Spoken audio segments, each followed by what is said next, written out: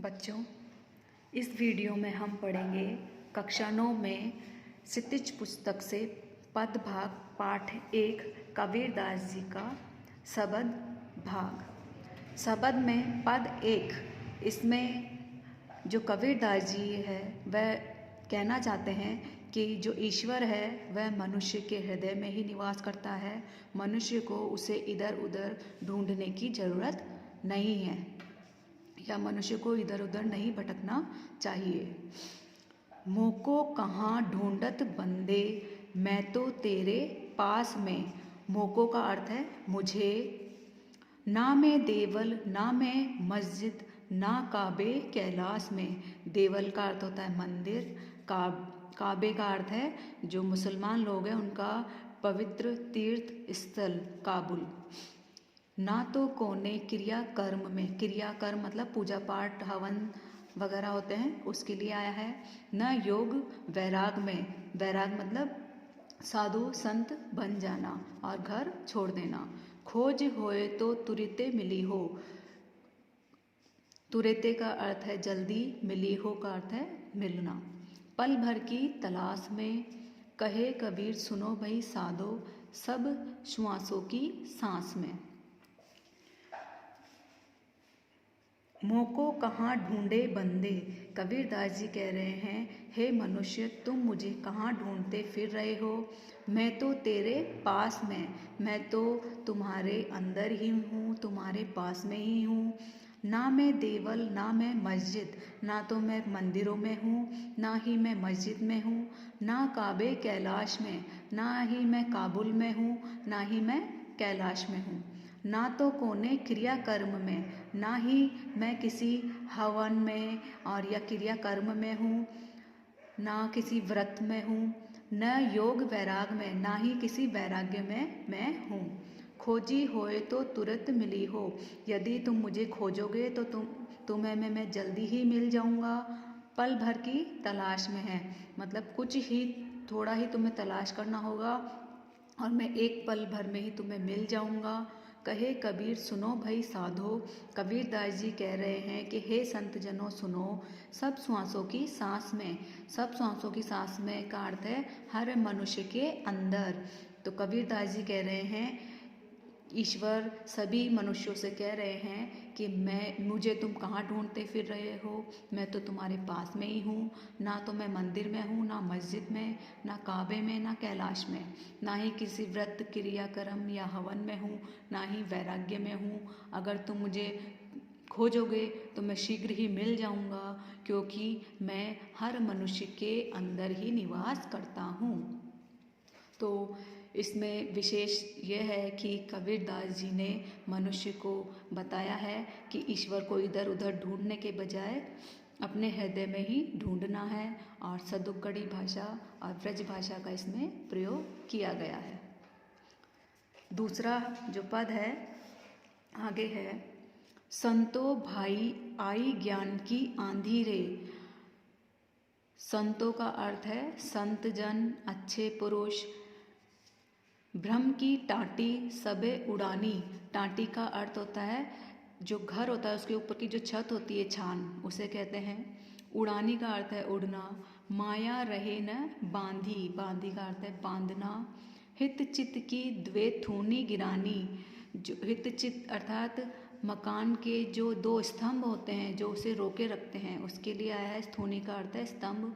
मोह बलिंडा टूटा, बलिंडा कहते हैं घर को। तृष्णा छानी पर घर ऊपरी, तृष्णा का अर्थ है इच्छाएं, छानी का अर्थ है छान, परी का अर्थ है गिरना। कुबुद्धि का भांडा फूटा, भांडा बोलते हैं मिट्टी के बर्तन को। जोग जुगती करी संतो बांधी, जोग जुगती का अर्थ है जोग जुगत करना, जुगाड़ करना।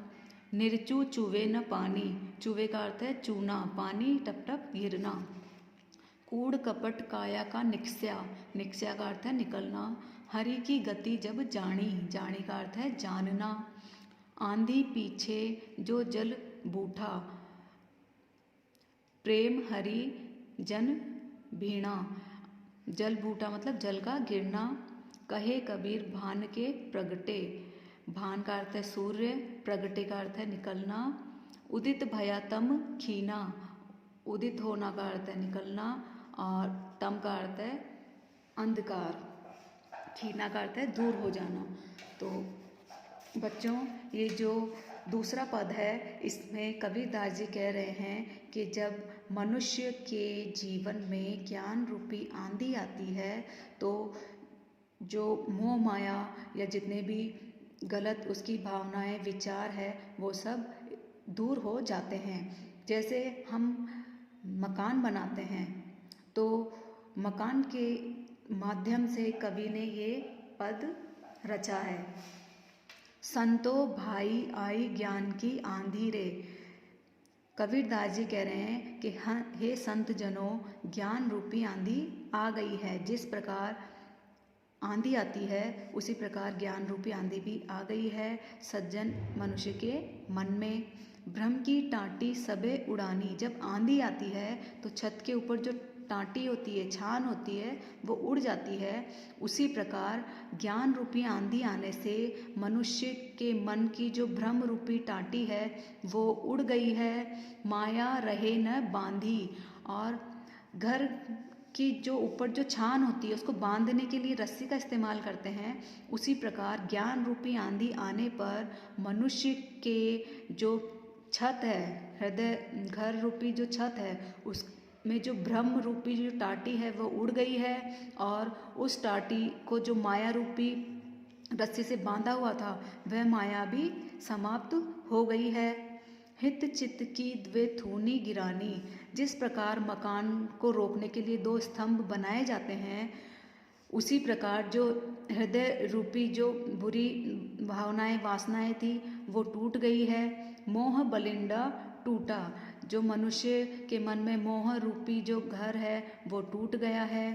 तृष्णा छानी परी घर ऊपरी, जिस प्रकार छत के घर के ऊपर छान पड़ी रहती है उसी प्रकार मनुष्य के जो ऊपर तृष्णा रूपी छान पड़ी हुई थी, कुबुद्धि का भांडा फूटा, और मनुष्य के हृदय में जो कुबुद्धि रूपी जो भांडा बर्तन था वह भी फूट गया। जिस प्रकार आंधी आने पर छान उड़ जाती है और घर का सामान टूट फूट हो जाता है, उसी प्रकार ज्ञान रूपी आंधी आने से मनुष्य की जो तृष्णाएं रूपी छान थी वो उड़ गई, और मनुष्य के हृदय में जो कुबुद्धि रूपी जो भांडा बर्तन था वह भी फूट गया।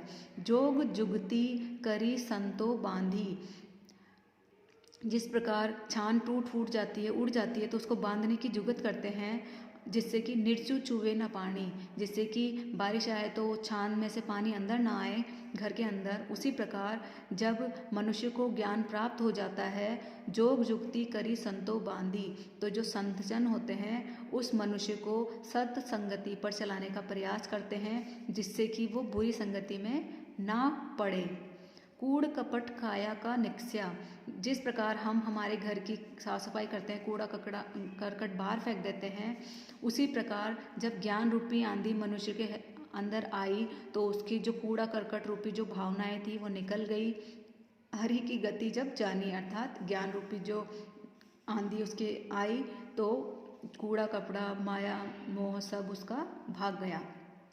आंधी पीछे जो जल बूठा, और आंधी आने के बाद जब बारिश होती है तो सब कुछ भीग जाता है। उसी प्रकार मनुष्य के जीवन में जब ज्ञान रूपी आंधी आने के बाद में बारिश हुई तो उस ज्ञान रूपी बारिश में मनुष्य का जो हृदय है वो भीग गया।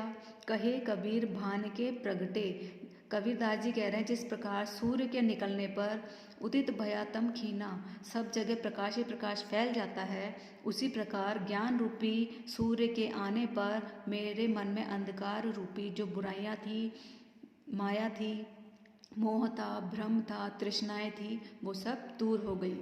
तो कबीरदास जी बताना चाहते हैं कि मनुष्य के जीवन में जब ज्ञान रूपी आंधी आती है तो उसका भ्रम रूपी छान टूट जाती है, माया रूपी जो धागा है वो भी टूट जाता है, और उसके जो हृदय है उसमें जो मोह रूपी जो बलिंडा है वह भी टूट जाता है, तृष्णा रूपी जो छान है वो भी उड़ जाती है, और कुबुद्धि रूपी जो बर्तन है वह भी फूट जाता है। उस ज्ञान की आंधी को रोकने के लिए साधु संत जो कहते हैं कि उस ज्ञान की आंधी को रोकना नहीं है, अगर रोक दिया तो जो कुबुद्धि है, बुरे विचार है, वापस से आ जाएंगे। इसलिए संत जन कोशिश करते हैं कि जिस मनुष्य को ज्ञान की आंधी ने घेरा है वह ज्ञान की आंधी में ही रहे। और मनुष्य के मन में से जो कूड़ा करकट है, बुरी भावनाएं हैं, वह निकल गई है भगवान की ज्ञान रूपी जो आंधी है, ज्ञान रूपी आंधी आने पर। और जो आंधी आई उसके बाद में ज्ञान रूपी बारिश हुई तो उससे उसका जो मन है वो भीग गया है। और ज्ञान रूपी सूर्य के आने से जो अंधकार रूपी जो बुराइयां हैं वह दूर हो गई है। बच्चों, ये जो पद है इसमें कबीरदास जी ने ज्ञान की महत्ता को बताया है इसमें। और इसमें अवधी भाषा और ब्रज भाषा तत्सम जो शब्दावली है उसका प्रयोग किया है। तो बच्चों, पाठ 9 कबीरदास जी यहाँ पे समाप्त हो गया है।